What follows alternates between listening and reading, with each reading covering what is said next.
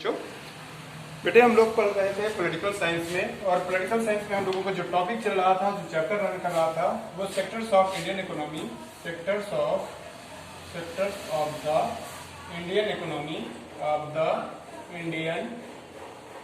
Indian economy चल रहा था। तो sectors of the Indian economy में हम लोगों ने जो पढ़ा था वो पढ़ लिया था कि तीनों सेक्टर्स, हमने इंट्रोडक्शन पढ़ लिया था तीनों सेक्टर का, primary sector, secondary sector, tertiary sector, फिर इनका कंट्रीब्यूशन पढ़ा था, फिर डेवलपमेंट में ऐड करके पढ़ा था, फिर हमने पढ़ा था कि तीनों सेक्टर्स का अपना इम्पोर्टेंस है एंड इंटरडिपेंडेंसी भी पढ़ा था तीनों सेक्टर्स की।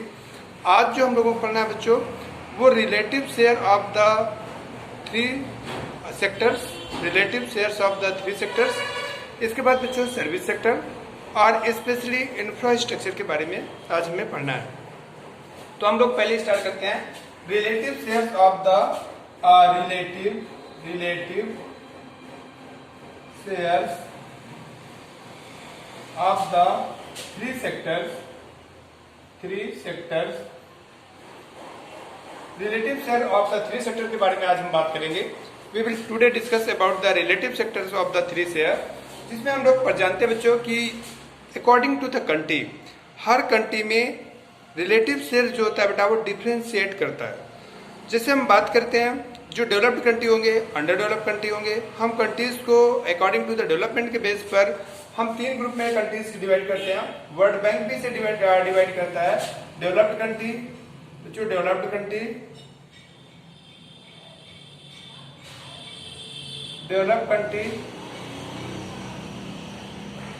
दूसरी बच्चों डेवलप कंट्री के बाद डेवलपिंग कंट्री,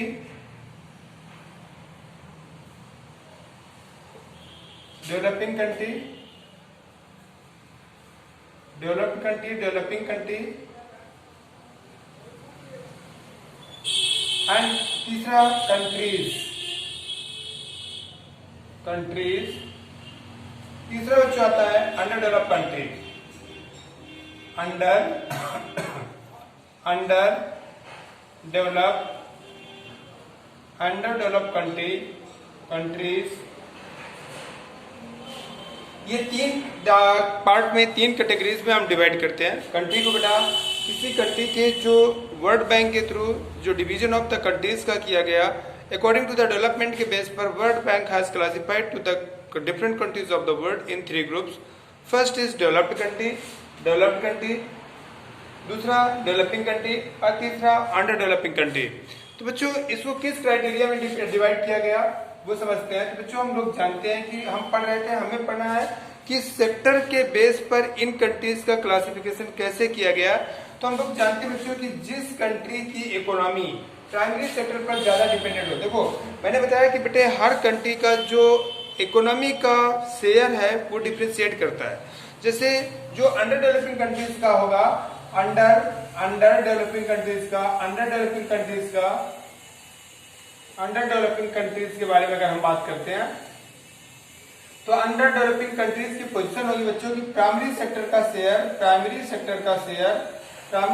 का जो शेयर होगा वो कंपैरेटिवली हायर होगा, ग्रेटर होगा than the service sector as well as the industrial sector.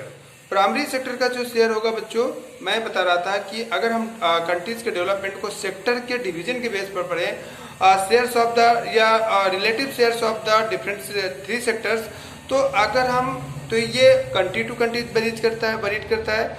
Share of the three sectors जो होते हैं बेटा, तीनों सेक्टर का जो शेयर होता है वो कंट्री टू कंट्री वरीड करता है। उसके बारे में बता रहा था कि प्राइमरी सेक्टर जो अंडर डेवलपिंग कंट्रीज होते हैं, जहाँ पर अभी इंफ्रास्ट्रक्चर पूरी तरीके से डेवलप नहीं है, जो जहाँ का पर कैपिटा इनकम काफ़ी लो है, या जहाँ की लिटरेसी रेट काफ़ी लो है, या लाइफ एक्सपेक्टेंसी काफ़ी डाउन है। जो कंट्री का अब जो कंट्री का डेवलपमेंट किया जाता है वो HDI के बेस पर किया जाता है, ह्यूमन डेवलपमेंट। जो वर्ल्ड बैंक किसी भी कंट्री का डेवलपमेंट करता है, वो क्लासिफिकेशन करता है। कंट्रीज का क्लासिफिकेशन वर्ल्ड बैंक जब करता है तो बेटा on the base of income करता है, पर कैपिटा इनकम के बेस पर करता है। और अगर वही क्लासिफिकेशन यूएनडीपी के थ्रू किया जाता है, United Nation Development Programme, UNDP, देखो वर्ल्ड बैंक अगर करता है बच्चों, तो वर्ल्ड बैंक का मेन पर्पज होता है पर कैपिटा इनकम के बेस पर करता है, पर कैपिटा इनकम के बेस पर कंट्रीज का डेवलपमेंट करता है, कंट्रीज को पर कैपिटा इनकम के बेस पर वो कंट्रीज को क्लासिफाइड करता है, कंट्रीज को थ्री ग्रुप में क्लासिफाइड करता है world bank, developed country, under developed country और डेवलपिंग कंट्री। और उसका बेस क्या होता है बच्चों, पर कैपिटा इनकम, पीसीआई होता है। और जब क्या कहते हैं बच्चों, यूएनडीपी करता है, यूएनडीपी का full form United nation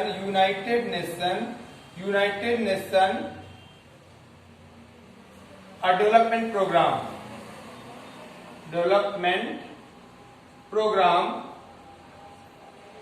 United Nation Development Programme के थ्रू जब बेटे कंट्रीज का क्लासिफिकेशन किया जाता है, तो यूनाइटेड नेशन डेवलपमेंट प्रोग्राम का कंट्रीज का डेवलपमेंट का बेस जो होता है बेटा वो एचडीआई होता है, एचडीआई, जिसका फुल फॉर्म आप लोग जानते हैं बच्चों, ह्यूमन डेवलपमेंट इंडेक्स,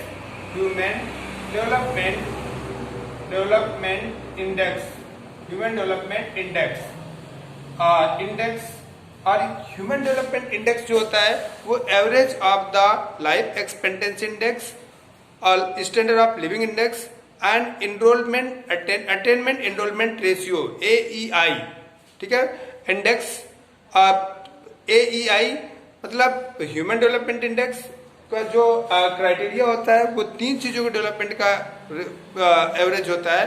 पहला standard of living index, literacy जो एजुकेशनल इंडेक्स और लाइफ एक्सपेक्टेंसी इंडेक्स आपको इंक्लूड कर लेगा मेडिकल फैसिलिटीज।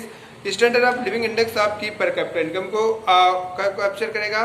एंड तीसरा एनरोलमेंट इंडेक्स जो होगा वो आपके एजुकेशन लेवल को, और इन तीनों लेवल को लेकर के कंट्री का डेवलपमेंट का कंट्री को क्लासिफाइड किया जाता है और उसका डेवलपमेंट डिसाइड किया जाता है। अगर कोई भी किसी भी कंट्री का डेवलपमेंट बेटा जो एचडीआई जो होगा ह्यूमन डेवलपमेंट इंडेक्स वो कभी 1 से ज़्यादा नहीं हो सकता। एचडीआई मैक्सिमम 1 होता है। बहुत डेवलप्ड कंट्रीज जैसे नॉर्वे है, स्वीडन है, ये काफ़ी डेवलप्ड कंट्रीज यूरोप के माने जाते हैं, इनका एचडीआई जो होता है वो 0.9 करके पहुंचता है। किसी भी कंट्री का जिस तरीके से आप लोग मैथमेटिक्स में पढ़ते हो कि probability can never be more than 1, 100% sure event की प्रोबेबिलिटी 1 होती है। Just same like we can also classified that we can also decide that HDI human development index never can more than 1। बहुत ही advance developed countries है तो उसका maximum development index human development index HDI 1 होगा। तो मैं आप लोगों को समझा रहा था कि ये जो कंट्री का क्लासिफिकेशन किया गया इस बेस पर जब हम देखते हैं तो हम ये पाते हैं बेटा कि उन कंट्रीज का प्राइमरी सेक्टर पे डिपेंडेंसी ज्यादा है वो मोस्ट ऑफ यानी 99% वो कंट्रीज अंडर डेवलपिंग कंट्रीज होते हैं। जिन कंट्रीज का बेटा GDP gross domestic product, GDP मतलब ग्रॉस डोमेस्टिक प्रोडक्ट, जिन कंट्रीज का ग्रॉस डोमेस्टिक प्रोडक्ट बच्चों basically dependent on primary sector पे होता है, प्राइमरी सेक्टर से उन कंट्रीज की ज्यादा इनकम आती है, ज्यादा इनकम होता है तो वो बेटे कंट्रीज 99% वो कंट्रीज अंडर डेवलपिंग कंट्रीज में काउंट किए जाते हैं। फिर दूसरा बच्चों जिन कंट्रीज की डिपेंडेंसी प्राइमरी सेक्टर में कम होकर के सेकेंडरी और टर्सरी सेक्टर में होती है वो या तो डेवलपिंग या तो डेवलप्ड कंट्रीज की कैटेगरी में आते हैं। तो बेसिक मैं आप लोगों को यह समझा रहा हूँ कि जिस कंट्रीज का सर्विस सेक्टर और इंडस्ट्रियल सेक्टर डेवलप होता है वो कंट्रीज ही डेवलप्ड कंट्रीज होते हैं। क्योंकि मैं आपको बता दूं कि जिस कंट्रीज के प्राइमरी सेक्टर ज्यादा स्ट्रांग, प्राइमरी सेक्टर से ज्यादा इनकम हो रही है, ज्यादा स्ट्रांग की बात नहीं रही, जीडीपी का इनकम ज्यादा इनकम की बात नहीं रही, जीडीपी में उसका role, I am telling to you बेटा प्राइमरी सेक्टर से ज्यादा इनकम हो रही है ये मैटर नहीं करता, लेकिन वो प्राइमरी सेक्टर से होने वाली इनकम जीडीपी में अगर ज्यादा रोल प्ले कर रही है तो इसका मतलब हमारा सेकेंडरी और टर्सरी सेक्टर्स यानी इंडस्ट्रियल एंड सर्विस सेक्टर्स कहीं न कहीं प्रॉब्लम में है। इस वजह से प्राइमरी सेक्टर का कंट्रीब्यूशन बढ़ रहा है। आपको मैं बता दूं प्राइमरी सेक्टर्स का पढ़ना, प्राइमरी सेक्टर्स का से इनकम बढ़ना, that is not here the base of the measurement. मैं कह रहा हूं कि the share of primary sectors in the contribution of the GDP of the country is high. Share of the primary sector in the contribution of the GDP of the country is high. तो उस country को हम under developing countries या developing countries के count में करते हैं। Under developed countries या डेवलपिंग कंट्रीज में वो डेवलप्ड कंट्रीज नहीं हो सकता, क्योंकि अगर किसी कंट्री के प्राइमरी सेक्टर का ज़्यादा इंपॉर्टेंट रोल है in the GDP of the country, formation of the GDP of the country, it means उसका सेकेंडरी और टर्सरी सेक्टर्स बहुत ज़्यादा सेकेंडरी और टर्सरी सेक्टर वीक है। और जिस कंट्री का बेटा सेकेंडरी और टर्सरी सेक्टर वीक होगा वो कंट्री कभी डेवलप्ड कंट्रीज नहीं बन सकता। उसका रीजन मैं आप लोगों को बता रहा हूँ, उसको मैं एक्सप्लेन कर रहा हूँ बेटा, कि सेकेंडरी सेक्टर का जो बेटा सेकेंडरी और टर्सरी सेक्टर जो अगर वो किसी कंट्रीज की सर्विसेज स्ट्रांग नहीं है तो इसका मतलब बेटा उस सेक्टर का सर्विसेज स्ट्रांग नहीं है, किसी भी सर्विस स्ट्रांग नहीं है, तो इसका मतलब उस कंट्री में फैसिलिटीज, ह्यूमन डेवलपमेंट की फैसिलिटीज नॉट अवेलेबल। इसके बाद अगर बेटा इंडस्ट्री के बारे में बता दूं, इंडस्ट्री वो प्लेस होती है, industries is the place where the less important raw material is converted into the more important product material. तो अगर सपोज करो मैं आप लोगों को एक एग्जांपल बता रहा हूं बच्चों कि इंडिया एक largest producer of, world largest producer नहीं है लेकिन काफी 6th या 7th largest producer of iron का है। अगर स्पंज आयरन को हम जोड़ देते हैं तो चाइना के बाद India 2nd largest producer of iron बन जाता है। तो 2nd largest producer of iron होने के का रिजल्ट क्या है कि इंडिया बहुत ज़्यादा लैक ऑफ इंडस्ट्रियलाइजेशन में इंडिया बहुत ज़्यादा अमाउंट में आयरन को एक्सपोर्ट करता है, और यही आयरन को एक्सपोर्ट करता है वो फ्रांस को भी, जर्मनी को भी, रसिया को भी। तो अब यहाँ पर देखो जो इंडिया एक्सपोर्ट कर रहा है आयरन रसिया को, फ्रांस को, और वहीं फ्रांस से वो मंगा रहा है। सपोज करो राफेल नाम के अभी कुछ फाइटर प्लेन आए हैं, 36 राफेल की कीमत 54,000 करोड़, 54,000 करोड़ रुपीज। 36 राफेल की कीमत 54,000 करोड़ रुपीज डिसाइड की गई। सोचो बच्चों, हम ही से आयरन लेकर के, और वो आयरन कितने का होगा? ज़्यादा से ज़्यादा 10, 20, 50, 200, 1-2 करोड़, 100-200 करोड़ का होगा। जो 36 राफेल बनेंगे उतना कितना अमाउंट ऑफ आयरन जरूरत होगी? ज़्यादा से ज़्यादा 100 करोड़ की, और उस 100 करोड़ की कीमत को इंडस्ट्रियलाइजेशन की वजह से फ्रांस ने कन्वर्ट किया 54,000 करोड़ रुपीज़ में। तो इंडस्ट्रियल सेक्टर वो सेक्टर हुआ करता है बेटा जो कि लेस इम्पॉर्टेंट रॉ मटेरियल को more important, more valuable product material में कन्वर्ट करता है। और जिस कंट्री के पास ये कैपेसिटी नहीं होगी उस कंट्रीज की इनकम, सो आप ये निश्चित है कि वो उस कंट्रीज की इनकम बेटे बहुत लो होगी, और तो इस वजह से उस कंट्री में कभी डेवलपमेंट हो ही नहीं सकता, डेवलप्ड कंट्रीज हो ही नहीं सकता जब तक कि उस कंट्री का सेकेंडरी और टर्सरी सेक्टर स्ट्रांग नहीं होता। तो मेरे कहने का मतलब सिर्फ ये बच्चों कि अगर शेयर्स ऑफ रिलेटिव सेक्टर्स देखा जाए तो हर कंट्रीज में बेटे शेयर डिफर करते हैं। जिस कंट्री में प्राइमरी सेक्टर्स स्ट्रांग है, प्राइमरी सेक्टर का स्ट्रांगनेस नहीं बेटा, जिस कंट्री की प्राइमरी सेक्टर का role contribution in the formation of the GDP high है, बेसिकली ये कंसीडर किया जाता है कि वो less important, less developed countries हैं। तो जिस कंट्री में बेटा सेकेंडरी और टर्सरी सेक्टर से स्ट्रांग है वो कंट्री माना जाता है कि डेवलप्ड कंट्रीज है। तो इस तरीके से हर कंट्रीज में share of relative share of the different sectors differ from country to country, but measurement अगर देखा जाए तो माना जाता है कि जिस कंट्री में सेकेंडरी और टर्सरी सेक्टर GDP के फॉर्मेशन में ज़्यादा इंपॉर्टेंट रोल कर रहा है, रोल प्ले कर रहा है, it means that country is more developed than the country in which the primary sector is playing important role in the formation of the GDP of the country. ये मेरा समझाने का पर्पज है। India में भी देखो बच्चों, इंडिया ने जैसे जैसे डेवलप किया है, जैसे जैसे डेवलपमेंट के रास्ते में गया है, वैसे वैसे प्राइमरी सेक्टर का कंट्रीब्यूशन कम ही होता चला जा रहा है। एंड आज के टाइम पे, आज प्रेजेंट टाइम पे देखा जाए तो प्राइमरी सेक्टर का कंट्रीब्यूशन के बारे में बता चुका हूँ। इंडिया जब से 1950 से 51 के बीच के बारे में बताता हूँ प्राइमरी सेक्टर का। प्राइमरी सेक्टर का बच्चों, प्राइमरी सेक्टर का जो कंट्रीब्यूशन होता था वो 56.4% था। आज वो बेटा घट करके 17 to 19% के अप्रॉक्स में रह गया है। तो अब इंडिया जैसे जैसे डेवलप कर रहा है वैसे वैसे प्राइमरी सेक्टर का कंट्रीब्यूशन कम हो रहा है इन GDP।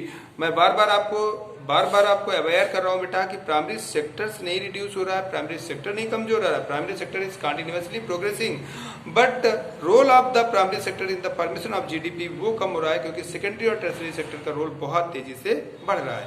तो इंडिया में देखा गया ये कि जैसे जैसे बेटा आज के टाइम पे देखा जाए तो प्राइमरी सेक्टर का कंट्रीब्यूशन ये है, पहले देखा जाए तो 28% हमारा सर्विस सेक्टर था, यानी टर्सरी सेक्टर का सर्विस सेक्टर का कंट्रीब्यूशन मात्र 28% था। आज बेटे 54 या 55% के करीब इंडिया के जीडीपी का में सर्विस सेक्टर का रोल हो गया है। या एग्रीकल्चर इंडस्ट्रियल सेक्टर को देखा जाए, सेकेंडरी सेक्टर या इंडस्ट्रियल सेक्टर को देखा जाए, इंडस्ट्रियल सेक्टर को देखा जाए बच्चों, तो इंडस्ट्रियल सेक्टर का जो कंट्रीब्यूशन था वो पहले 15% था, आज बढ़कर के 30% के आसपास पहुंच गया है। तो मतलब मेरे कहने का मतलब है as well as India is progressing, उसके सेकेंडरी और टर्सरी सेक्टर का कंट्रीब्यूशन ज्यादा होता चला जा रहा है in the GDP of the country, while there is continuous reduction of the primary sectors in the formation of the GDP. तो वही मैं आप लोगों को समझाने की कोशिश कर रहा हूं कि बेटा ये जो रिलेटिव शेयर होता है वो कंट्री टू कंट्री वेरीट करता है, लेकिन ये देखने के लिए मिला, ये एक सिमिलरिटी देखने के लिए मिलती है कि जिन जो कंट्रीज का डेवलपमेंट ज्यादा होता है या जिन कंट्रीज में सेकेंडरी और टर्सरी सेक्टर का जीडीपी के फॉर्मेशन में ज्यादा रोल होता है, वो कंट्री कंपैरेटिवली डेवलप्ड होते हैं कंपैरेटिवली उन कंट्रीज के where there is the main important role या the contribution of the primary sector is greater in the formation of the GDP of the country. Okay बच्चों, बस इतना इस टॉपिक का मेन पर्पस है जो मैं आप लोगों को इतनी देर से पढ़ाने की कोशिश कर रहा हूँ। आप लोगों के कोर्स में बेटा डेटा बहुत ज़्यादा इंपॉर्टेंट नहीं है, कुछ बुक्स में डेटा बहुत ज़्यादा दिया है, तो इतने डेटा ना तो आप याद कर सकते हो ना आपके लिए वो बहुत ज़्यादा जरूरी है। ठीक है बच्चों, अब हम आते हैं सर्विस सेक्टर की बातें करते हैं कि मैंने बताया था कि पहले रिलेटिव शेयर पढ़ेंगे, रिलेटिव शेयर पढ़ने के बाद बच्चों हम लोगों को जो पढ़ना है वो सर्विस सेक्टर के बारे में पढ़ना है कि सर्विस सेक्टर का क्या इंपॉर्टेंट रोल है in the formation of the country, in the development of the country या in the formation of the GDP. तो बच्चों आप पढ़ते हैं हम लोग service sector, what is service sector. तो सबसे पहले देखते हैं what is service sector. What is service sector? बच्चों what is service sector? तो बातें हम करेंगे आज सर्विस सेक्टर के बारे में कि सर्विस सेक्टर क्या होता है। तो बच्चों किसी भी कंट्री के डेवलपमेंट के लिए, सबसे पहले किसी भी कंट्री के डेवलपमेंट के लिए बेटे different types of the services are very much required. ठीक है, सर्विस सेक्टर क्या होता है कि किसी भी कंट्री के डेवलपमेंट के लिए, फॉर एग्जांपल के तौर पर अगर इंडस्ट्रियल सेक्टर को डेवलप करना है तो हमें बैंकिंग सेक्टर को डेवलप करना है या इंडस्ट्रियल सेक्टर को डेवलप करना है, तो एज वी नो दैट किसी भी कंट्री का डेवलपमेंट बेटे सर्विसेज, डिफरेंट टाइप्स की सर्विसेज पर डिपेंड करता है। किसी भी कंट्री का डेवलपमेंट जो होता है बेटा वो डिफरेंट टाइप की सर्विसेज पर, prosperity of a country depended on the different types of the service provided by the government और as well as the private sector. For example के तौर पर देखा जाए किसी कंट्री का डेवलपमेंट जो होता है वो किस किस बात पे डिपेंड करता है। एक तो बच्चों टेलीकम्युनिकेशन, रोड अच्छी होनी चाहिए, रोडवेज अच्छा होना चाहिए, मीन्स ट्रांसपोर्टेशन अच्छा होना चाहिए, वाटर सप्लाई अच्छी होनी चाहिए, सैनिटेशन व्यवस्था बहुत अच्छी होनी चाहिए, मार्केटिंग बहुत अच्छी होनी चाहिए, बैंकिंग बहुत अच्छी होनी चाहिए। इसके बाद टेक्निकल ट्रेनिंग इंस्टीट्यूट बहुत अच्छे होने चाहिए, इस कॉलेजेस अच्छे होने चाहिए। ठीक है, अगर ये सब सेक्टर्स बेटर हैं तो उस कंट्रीज का डेवलपमेंट, उस कंट्री का डेवलपमेंट होना लगभग श्योर है। ठीक है, अगर जैसे फॉर एग्जांपल के तौर पर इंडिया में जो डिफरेंट आईआईटीज कॉलेज हैं, आईआईटीज कॉलेज अगर आईआईटी सेक्टर हमारा कमजोर होगा तो इट्स श्योर दैट कि बच्चों हम लोगों का अगर आईटी सेक्टर बेटे कमजोर होगा तो इट्स श्योर दैट कि हमारे देश का बहुत ज़्यादा तेजी से डेवलपमेंट नहीं हो सकता है, या डिफरेंट टाइप्स के रोडवेज, रेलवेज कमजोर है, हेल्थ फैसिलिटीज बेटे कमजोर है, टेलीकम्युनिकेशन सिस्टम कमजोर है, या सप्लाइंग या marketing of the country, banking sectors अगर प्रॉपरली नहीं है तो बेटा उसका रिजल्ट हमारे देश को भुगतना पड़ता है। और कोई भी देश बेटे इन चीज़ों के अब्सेंस में एक डेवलप्ड कंट्रीज नहीं बन सकता। तो ये जो सारी सर्विसेज प्रोवाइड, तो all the services which is provided by the different institution या डिफरेंट सेक्टर्स या डिफरेंट ग्रुप के थ्रू, तो उन्हें बेटे उसको हम लोग बेटा सर्विस सेक्टर के नाम से जानते हैं। ठीक है, तो किसी भी कंट्रीज के डेवलपमेंट के लिए बेटे services are very much required services, different types of the services are the required for the development of the countries. ठीक है, चाहे वो हेल्थ फैसिलिटीज़, अगर किसी कंट्री की हेल्थ फैसिलिटीज़ अच्छी नहीं है तो भी कंट्री डेवलप नहीं कर सकता। Health facilities are part of the service sector. किसी कंट्री की एजुकेशन सिस्टम अच्छा नहीं है, वो भी बेटा अच्छा नहीं हो तो that is also the part of the service sector. या किसी कंट्रीज़ की बैंकिंग सिस्टम अच्छा नहीं है तो वहाँ इंडस्ट्रियल या इकोनॉमिक डेवलपमेंट के चांसेस बहुत कम हो जाते हैं, that is the service sector is also the part of service sector. या डिस्ट्रीब्यूशन ऑफ द सैनिटेशन व्यवस्था अच्छी नहीं है, इरिगेशन फैसिलिटीज़ अच्छी नहीं है बच्चों, या टाइम टू टाइम पे जो कम्युनिकेशंस होने चाहिए वो बहुत प्रॉपर नहीं है, तो उस कंट्रीज़ के डेवलपमेंट में बेटे ये रिस्ट्रिक्शंस होते हैं, ये प्रॉब्लम्स क्रिएट करते हैं। फिर हम आते हैं कि बेटे इंडिया में सर्विस सेक्टर्स क्या होते हैं। तो what is the service sectors of India. India के सर्विस सेक्टर को हम कितने ग्रुप में डिवाइड कर सकते हैं, या इंडिया के सर्विस सेक्टर में हम कैसे करते हैं। तो different types of the services provided by the hospital, educational institutions और ऑफिस, एंड चाहे वो टेलीग्राफ ऑफिस हो, चाहे वो टेलीफोन ऑफिस हो, या पुलिस डिपार्टमेंट की सर्विसेज हो, ये जो सर्विसेज प्रोवाइड की जाती हैं these are the part of the service sector. It is helpful for the agriculture में भी देखा जाए बेटा तो service sector is very much helpful. For example के तौर पर transportation and trade, these are the part of the service sector, and in the absence of these two agriculture sectors can never be developed। इसके बाद बच्चों कुछ new type की services का invention हुआ, जैसे टेली कम्युनिकेशन टाइप की जो सर्विस, टेली कम्युनिकेशन सिस्टम्स, या in the sector of the especially in the sector of the telecommunication या कंप्यूटर सेक्टर में जो न्यू सर्विसेज आई इनका इम्पोर्टेंट रोल है ना बेटा। प्रोवाइड द सर्विस सेक्टर बेटे provide the better opportunities for the employment and better employment condition. और इसके बाद सर्विस सेक्टर का ही पार्ट होती है बच्चों आपका teachers, that who is also making the nation builder कहा जाता है teachers, as you know that they are considered as a nation builders because they create the future of the Nations.